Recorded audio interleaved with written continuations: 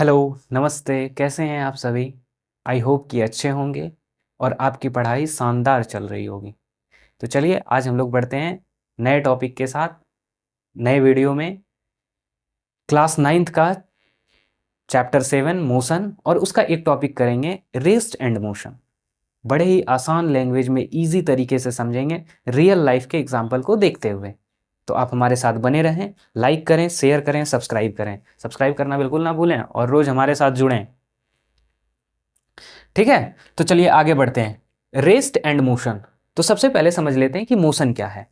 जब आप किसी एक पर्टिकुलर रेफरेंस पॉइंट के कंपैरिजन में किसी दूसरे ऑब्जेक्ट का डिस्टेंस समय के साथ चेंज नहीं हो रहा है तो उसे हम लोग कहते हैं कि that object is in rest.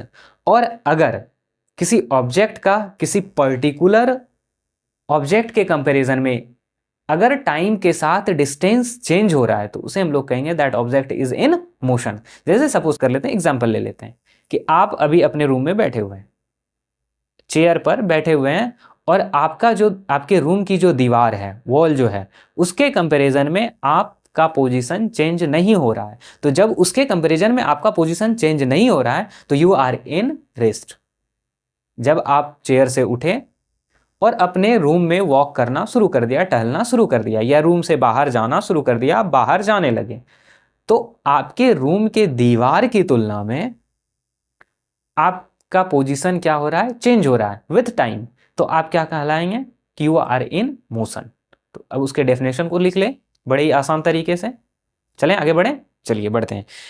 N object to be in motion, an object to be in motion,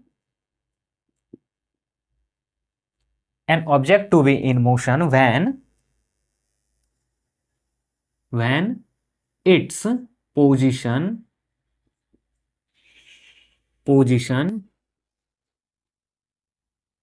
change with time। जब उसका पोजीशन टाइम के साथ बदलना शुरू हो जाए तो उसे हम लोग क्या कहेंगे कि वो that object is in motion.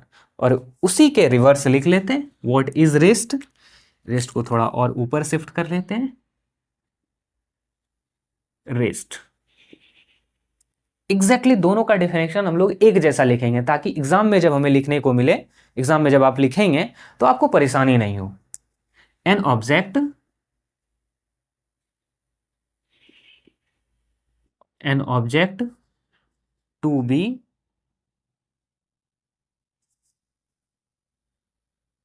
an object to be in rest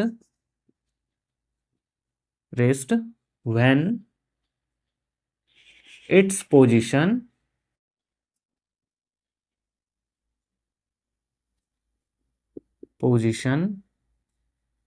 does not change with time, does not change with time। अब इसका रेस्ट का सबसे बढ़िया एग्जांपल है आपका घर और आपके पड़ोसी का घर। दोनों का पोजीशन एकदम से स्थिर है, ना तो आपकी तुलना में आपके पड़ोसी के घर का दूरी बढ़ रही है, ना तो डिस्टेंस चेंज हो रहा है। तो उस कंडीशन में क्या कहेंगे कि both objects are in rest. ठीक है, अब आगे बढ़ें कि अब अगला क्वेश्चन क्या कह रहा है कि what causes the phenomenon of sunrise sunset changing of season. हम लोग रोज ही अपने डेली लाइफ में देखते हैं कि सूरज उग रहा है, फिर डूब भी रहा है, मौसम बदल रहे हैं, कभी ठंडी, गर्मी, बरसात, पतझड़ आते रहते हैं। तो ऐसा क्यों होता है? इसका सिंपल सा कारण है due to the motion of earth. Earth के मोशन के कारण। अर्थ क्या है कि मोशन में है, वो मूव कर रही है सन के चारों तरफ। पृथ्वी क्या कर रही है? चक्कर लगा रही है। ये आपने ज्योग्राफी में जरूरी पढ़ा हुआ है कि sun, and now this is the orbit of earth, earth is revolving around the sun. लग रहा है, ऐसा नहीं लग रहा है कि ये प्रोटॉन है और ये इलेक्ट्रॉन चारों तरफ घूम रहा है? केमिस्ट्री में आपने पढ़ा हुआ है एटॉमिक स्ट्रक्चर में, उसकी भी चर्चा करेंगे हम लोग। केमिस्ट्री को भी कवर करने की कोशिश जरूर ही करेंगे। तो फिलहाल अभी चलते हैं हम लोग यहाँ कि अर्थ जो है ये पृथ्वी के चारों ओर घूम रही है। तो इसका आंसर क्या है? Due to the motion of the earth के मोशन के कारण। अब यहां यह सवाल उठता है कि अर्थ मोशन में है और हमें पता भी नहीं चल रहा है, ऐसा क्यों? तो आपने रियल लाइफ में एक एग्जांपल जरूरी सुना होगा, अपनी गलती किसे नजर आती है? ये सबने कहा था, सुना है ना कि अपनी गलती किसी को नजर नहीं आती। ठीक उसी तरह 11th क्लास में आपको पढ़ाया जाएगा कि न्यूटन साहब ने कहा था कि जिस ऑब्जेक्ट पर हम बैठ जाएंगे वो ऑब्जेक्ट कभी मूव नहीं करेगा, वो हमेशा रेस्ट में रहेगा। ये 11th क्लास में आपको काइनेमेटिक्स चैप्टर में पढ़ाया जाएगा। तो यहां समझ लेते हैं कि इसका क्या कारण है कि पृथ्वी हमें मूव करते हुए नजर नहीं आती है। कारण ये है कि जिस ऑब्जेक्ट पर हम हैं, हमारे चारों तरफ जो ऑब्जेक्ट है वो सेम स्पीड से चल रहा है, एग्जैक्टली सेम स्पीड से। तो हमें सब कुछ क्या लग रहा है कि स्थिर है, स्टेगनेंट है, मूव नहीं कर रहा है। जबकि हमें यह लगता है रियल लाइफ में कि दूसरों की हमेशा गलती होती है। ठीक उसी तरह पृथ्वी स्थिर लगती है और सन क्या लगता है कि चारों तरफ घूम रहा है। हाँ, तो ठीक उसी तरह कि अर्थ, जबकि सन क्या है, एक जगह स्थिर है और पृथ्वी उसके चारों तरफ घूम रही है, बट हमें ऐसा फील होता है कि अर्थ जो है एक जगह स्थिर है और सन उसके चारों ओर चक्कर काट रहा है।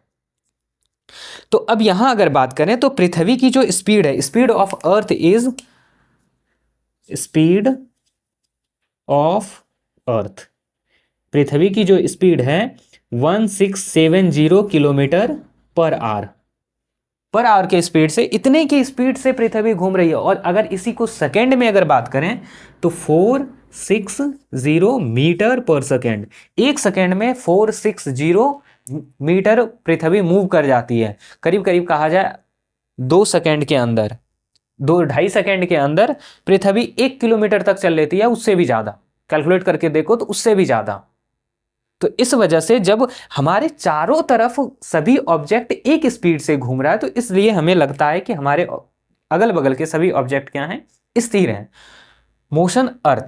मोशन और रेस्ट, इस बात को आपने समझा। अब इसी के बाद आएगा कि क्या मोशन एब्सोल्यूट है, रेस्ट एब्सोल्यूट है या रिलेटिव टर्म है। तो इसको आगे हम लोग चर्चा करेंगे। उससे पहले एक और क्वेश्चन है कि why don't we directly perceive the motion of the earth. अभी अभी हम लोगों ने इसी बात की चर्चा की कि पृथ्वी पर सभी ऑब्जेक्ट हमें स्थिर नजर आता है। कारण क्या है कि सारा ऑब्जेक्ट एक साथ घूम रहा है, एक स्पीड में चल रहा है। तो कांस्टेंट स्पीड से जब चलता है और साथ में चलता है तो वो हमें ऑब्जेक्ट रेस्ट में नजर आता है। तो इसका आंसर लिख लेते हैं, we and everything, we and everything, हम लोग और जितने भी ऑब्जेक्ट हैं around us, everything around us are moving along with, are moving along with। बात तो सही है कि जितने भी ऑब्जेक्ट हैं वो सभी हमारे साथ ही तो चल रहे हैं, along with it at the constant speed, at the same constant speed, at the same constant speed। जितने भी ऑब्जेक्ट हैं हमारे साथ चल रहा है और सबका स्पीड एक जैसा है, जो हमेशा कांस्टेंट है और वो बराबर की स्पीड से चल रहा है।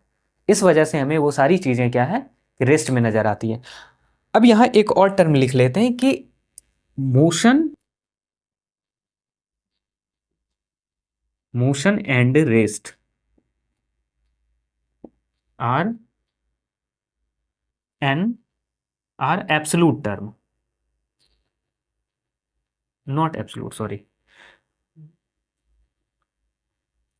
Motion and rest are not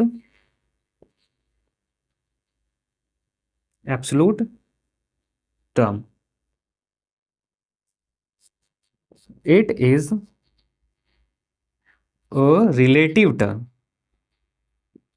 relative term। अब ये रिलेटिव टर्म क्यों है, एब्सोल्यूट टर्म क्यों नहीं है? तो इसको समझने के लिए सबसे बढ़िया एग्जांपल है, अगर आप स्कूल बस से जाते हो, अगर आप स्कूल बस से जाते हो तो आपने देखा होगा कि जब आप आगे की ओर मूव करते हैं, जब बस पर बैठ जाते हैं और आप आगे की ओर मूव करते हैं, तो आपको आपके बगल में बैठा हुआ जो पैसेंजर है, आपका दोस्त है, पार्टनर है, क्लासमेट है, बैचमेट है, बसमेट है, जो भी है, तो वो आपको स्थिर नजर आता है। लेकिन रोड के किनारे जो पेड़ लगे हुए हैं वो आपको पीछे की ओर मूव करता हुआ नजर आता है। ऐसा क्यों होता है? फिर वही बात कि हमें अपनी गलती नजर नहीं आती, जिस ऑब्जेक्ट पर हम बैठ जाते हैं वो हमें स्थिर नजर आता है और बाकी सारा चीज मूव करता हुआ नजर आता है। तो अब आप ये कैसे कह सकते हैं कि मोशन और रेस्ट एब्सोल्यूट टर्म नहीं है? तो अब अगर आपसे पूछा जाए कि बता दो आप अपने फेलो पैसेंजर जो आपके साथ में बैठे हुए हैं उसके कंपैरिजन में आप मोशन में हो या रेस्ट में हो, तो आपका आंसर आएगा no, I am in rest with compare to और with respect to my fellow passengers. जो भी तुम्हारे फेलो पैसेंजर्स हैं, आपके फेलो पैसेंजर्स हैं, उसके कंपैरिजन में आप क्या हो? रेस्ट में हो। वहीं अगर बात कर दिया जाए कि बता दो आप बस स्टॉप के कंपैरिजन में, जहां आप बस पे चढ़े थे, उस पॉइंट के कंपैरिजन में आप रेस्ट में हो या मोशन में हो, तो then your answer will be no, I am in motion with respect to the bus stop. Bus stop के कंपैरिजन में आप मोशन में हो। कारण क्या है कि बस स्टॉप पे जहां आप चढ़े वहां से आपके और बस स्टॉप के बीच की दूरी जो है वो कंटिन्यूअसली चेंज हो रही है, या तो बढ़ रही है, अगर स्कूल से आप वापस आ रहे हो तो घट रही है, और अगर आप स्कूल की ओर जा रहे हो तो डिस्टेंस बढ़ रहा है। तो मीन्स कि टाइम ज्यों ज्यों बीत रहा है तो आप दोनों के बीच में दूरी क्या हो रही है? बढ़ रही है। जब दूरी बढ़ती है या घटती है तो उस कंडीशन में कहते हैं कि ऑब्जेक्ट इज इन मोशन, और आपका फेलो पैसेंजर वो एक सीट पर बैठा है, आप दूसरे सीट पर बैठे हो, दोनों के बीच में दूरियां बढ़ नहीं रही है, दोनों साथ में चल रहे हैं। जब दोनों साथ में चल रहे हैं तो बोथ